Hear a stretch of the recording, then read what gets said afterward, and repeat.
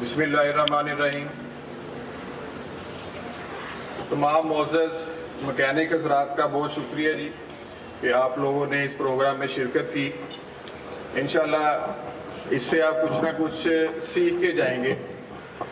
तो आज का जो हमारा बेसिकली प्रोग्राम है जेन्युइन पार्ट्स की आगाही के बारे में।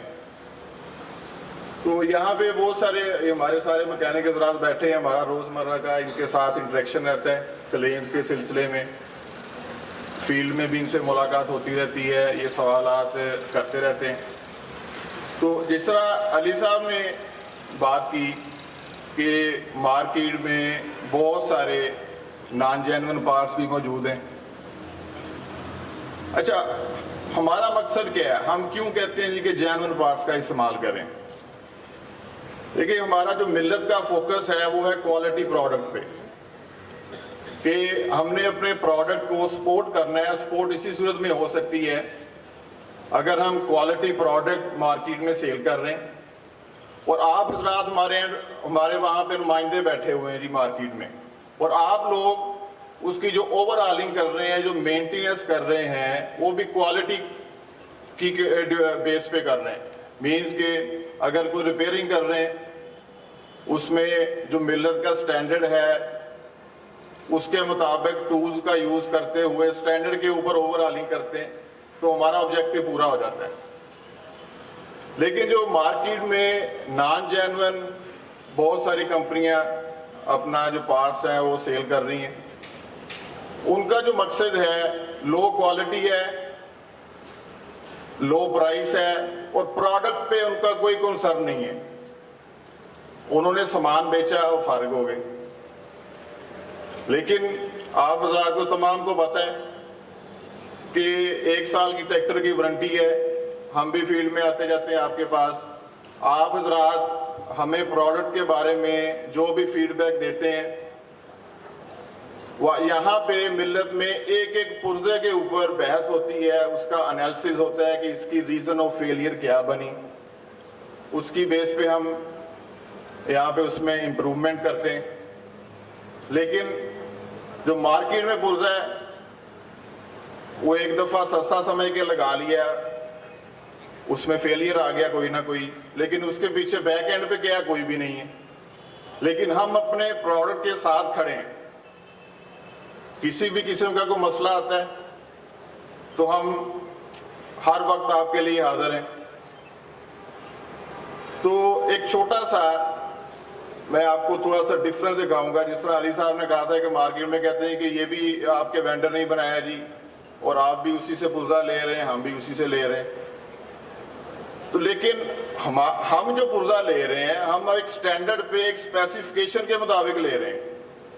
जो भी पुर्जा हमें वो वेंडर बना के देता है, उसके बाद हमारा इंजीनियरिंग डिपार्टमेंट है, क्वालिटी डिपार्टमेंट है, उन स्पेक्स के मुताबिक उसको वेरीफाई करता है। वही पुर्जा ट्रैक्टर में लगता है और वही मार्केट में हम सेल कर रहे हैं। उसकी एक प्रैक्टिकल एग्जांपल है जी, ये फिल्टर मेरे सामने आपके सामने पड़े हुए हैं जी 2। अक्सर हम फील्ड में जाते हैं, बाज़ का मैकेनिक भी हमें कहता है जी कि देखो जी वो भी गाड़ ही है, तुसी भी गाड़ ही ला रहे हो, तो कोई फर्क नहीं है। तो इसमें आपको मैं फर्क आज दिखाऊंगा, इसमें फर्क है क्या।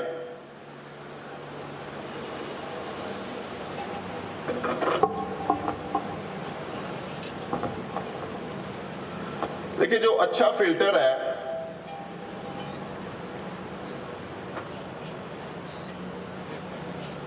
फिल्टर की एक अच्छे फिल्टर की खासियत क्या है, ये मेरे हाथ में ये मिल्लत का है जी जो हम लगा रहे हैं, जेन्युइन फिल्टर है, और ये एक नॉन जेन्युइन फिल्टर है जी मेरे पास।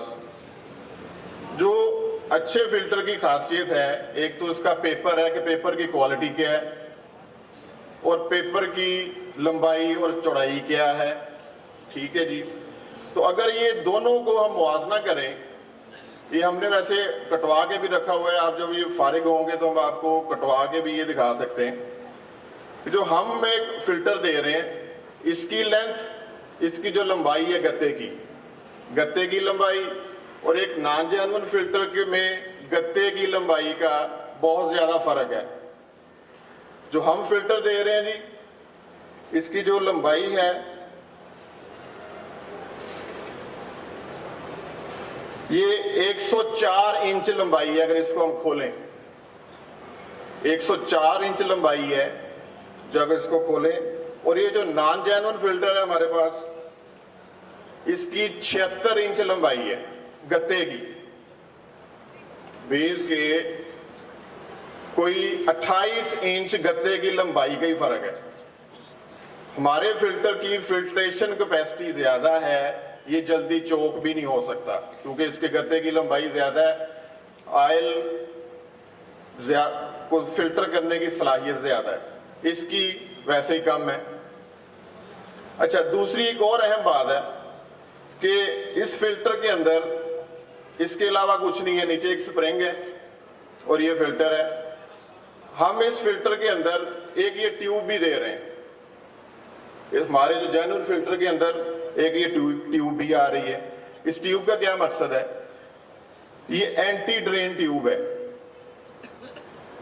ये काम, इसका मकसद क्या है लगाने का कि अगर ये फिल्टर के अंदर ऑयल को रिटेन करती है, महफूज करती है। जब इंजन बंद किया तो सारा ऑयल इंजन से निकल ना जाए, इंजन के अंदर ऑयल कुछ मौजूद रहे ताकि जब दोबारा स्टार्ट करें तो फौरी इंजन के पुर्जाजात को ऑयल की सप्लाई मिल जाए, जिसकी वजह से ऑयल से रिलेटेड जो भी पुर्जाजात हैं जैसे बुश हैं या शेल बेरिंग्स हैं वो ना घिसें।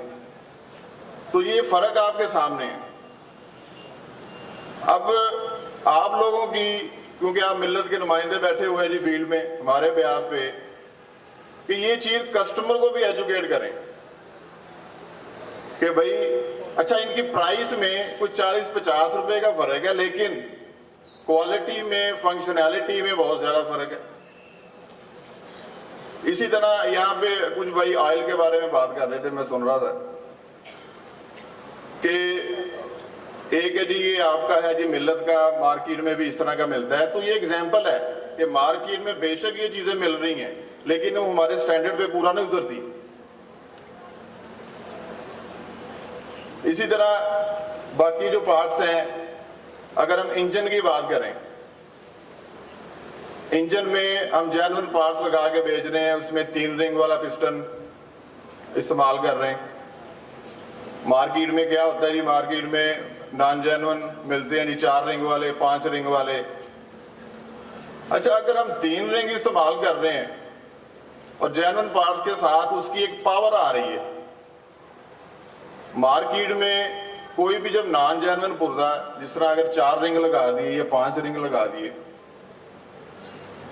उससे होता क्या है कि जब 5 रिंग या 4 रिंग स्लीव में रगड़ खाएंगे, फ्रिक्शन बढ़ जाती है। उस फ्रिक्शन को ओवरकम करने के लिए फ्यूल कंजम्पशन बढ़ जाती है। इंजन की लाइफ जो है, अगर उसने 4 साल चलना है तो वो 2 साल चलेगा 3 रिंग की निस्बत। और सबसे अहम बात है, उस 4 रिंग वाले की पावर भी कम हो जाती है। तो सेम अगर गियर के पार्ट्स की बात करते हैं हम, तो गियर के पार्ट्स में हर पुर्जा जो है उसकी कंपोजिशन है। अब देखने में तो पुर्जे एक जैसे नजर आते हैं। अब ये भी अगर आप देखेंगे फिल्टर का, ये एक जैसा ही है जी, लेकिन उसकी कंपोजिशन के बारे में हमें तो पता होता है कि हमने क्या चीज बनाई है, इसकी कंपोजिशन क्या है, इसमें मटेरियल की खासियत क्या है। लेकिन मार्केट से जो भी पुर्जा देखने में तो उसी तरह का होगा, लेकिन उसकी कंपोजिशन वो नहीं होगी। तो सस्ते के चक्कर में बाज़ का गियर बॉक्स जो है वो बार बार खुलता है, वो पैसे जेन्युइन पार्ट्स से डबल उसके पैसे जो है उसकी रिपेयर पे खर्च हो जाते हैं। लिहाजा आप तमाम लोगों से हमारी इल्तिमास यही है कि जेन्युइन पार्ट्स के इस्तेमाल पर जोर दें, ताकि जो हमारा प्रोडक्ट है वो बेहतरी की और बेहतरी की तरफ जाए। और किसी पुर्जे में कोई मसला नहीं है, खासकर इंजन के बारे में, इंजन के जो इंजन के पुर्जे और दूसरे ज़्यादातर नॉन जेन्युइन इस्तेमाल करते हैं। हालांकि हमारे पास पूरे पाकिस्तान से क्लेम आता है, आप तमाम लोग हमें क्लेम भेजते हैं, इंजन से रिलेटेड कोई क्लेम नहीं कि जी इंजन को ब्लो दे रहा है, जी इंजन को ऑयल कंज्यूम कर रहा है, जी कोई इस तरह का इशू नहीं है।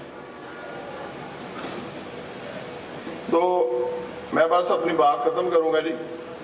थोड़ा सा मेंटेनेंस के हवाले से, ट्रैक्टर मेंटेनेंस के हवाले से मैं बताना चाहूँगा, ताकि यहाँ पे काफ़ी सारे लोग मौजूद हैं, थोड़ा सा उनको भी इसके बारे में थोड़ा सा रिफ्रेश हो जाएगा।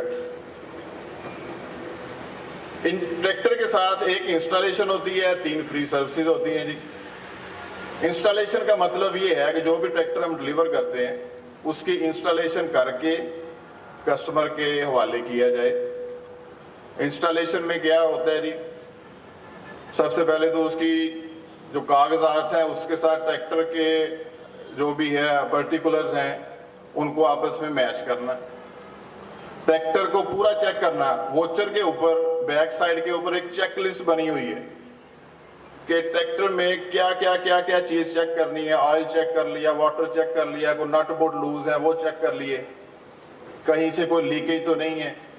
और सबसे अहम बात, ऑपरेटर को वारंटी टर्म्स के बारे में भी बता दी है और ट्रैक्टर चलाने के बारे में भी उसे हदायत कर दी। ट्रैक्टर चलाने से क्या मतलब है कि किस तरह ट्रैक्टर चलाओगे तो आपको ज्यादा फायदा होगा, ट्रैक्टर की कारकर्दगी बेहतर होगी और इसकी लाइफ बढ़ेगी। जिस तरह कि अगर वो 1600 से 1800 आरपीएम के ऊपर चलाएगा उससे उसे फ्यूल की बचत मिलेगी। हवा का प्रेशर उसे सेट करके दें, टायरों में हवा का प्रेशर, हवा के प्रेशर के साथ फ्यूल कंजम्पशन लिंक है, तो ये सारी चीजें उसे बताएं। और खासकर आजकल एक गन्ने का सीजन चल रहा है, गन्ने के सीजन के हवाले से अक्सर वो देखते हैं कि ट्राली जो है वो फंस गई, 2-3 ट्रैक्टरों के साथ जब जोर लगाते हैं तो ट्रैक्टर का नुकसान कर लेते हैं। उसके बारे में लाजमी आगाह करें जिम्मेदारों को कि अगर ट्राली फंस गई है तो फ्रंट से झटका लगवाने की बजाय, किसी और ट्रैक्टर से टो करके झटका लगवाने की बजाय अगर पीछे से उसे जोर लगवाएंगे तो वो ट्राली निकल सकती है। और हद से ज्यादा लोड ना डालें, क्योंकि ये हद से ज्यादा लोड ही बेसिकली नुकसान का बाइस है। तो ये चीजें जो कि जिम्मेदार को बताने वाली हैं। इसी तरह सर्विसेज का शेड्यूल है कि पहली सर्विस 30 आवर्स पे है, दूसरी सर्विस 300 आवर्स पे है और तीसरी सर्विस 600 आवर्स पे है। ये है फ्री सर्विसेज। लेकिन अब ऑयल की जो तब्दीली और फिल्टर्स की तब्दीली है, इंजन ऑयल फर्स्ट 30 आवर्स पे चेंज होता है और उसके बाद हर 100 आवर्स पे है। और इसी के साथ ऑयल फिल्टर फर्स्ट 30 आवर पे है, हर उसके बाद हर 100 आवर्स पे। मीन हर इंजन ऑयल के साथ हर ऑयल फिल्टर चेंज होता है और इसी के साथ प्राइमरी फ्यूल फिल्टर भी चेंज होता है। जो ट्रांसमिशन एंड हाइड्रोलिक ऑयल है, अक्सर हमें ये इशू आता है जी कि वो नहीं चेंज हुआ। अच्छा, ये मैं क्लियर कर दूं कि जो हम यहाँ से ऑयल हम फिल कर रहे हैं, इनिशियल फिल जो है, इसका काम जिस तरह ये अभी ऑयल के बारे में एक्सप्लेन कर रहे थे, उसका काम सिर्फ एज अ डिटर्जेंट ही है। वो सिर्फ सफाई करेगा, लेकिन उसकी बाकी जो प्रॉपर्टीज हैं वो इस ऑयल में मौजूद नहीं है।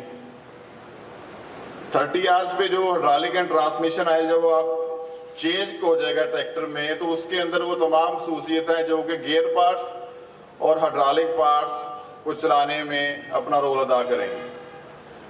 लिहाजा पिछले हिस्से के ऑयल पे, हाइड्रोलिक एंड ट्रांसमिशन के ऑयल पे भी जरा उसको गाइड करें जिम्मेदार को कि इसमें उसी का फायदा है। नहीं बदलेगा तो होगा क्या, बैरिंग टूट गया, अब एक बैरिंग टूटने की वजह से उसके गियर के पार्ट्स डैमेज हो गए। तो हाइड्रोलिक एंड ट्रांसमिशन ऑयल पर 30 आवर्स पे, उसके बाद हर 600 आवर्स पे वो चेंज होता है। जो स्टीयरिंग ऑयल है, स्टीयरिंग पंप में जो ऑयल है, वो हर 200 आवर्स पे ऑयल और फिल्टर उसका तब्दील होता है। तो ये थोड़ी सी मेरी चंद गुजारिशात थी जी पार्ट्स के बारे में। बहुत शुक्रिया जी। अगर किसी का कोई सवाल है तो वो कर सकता है जी।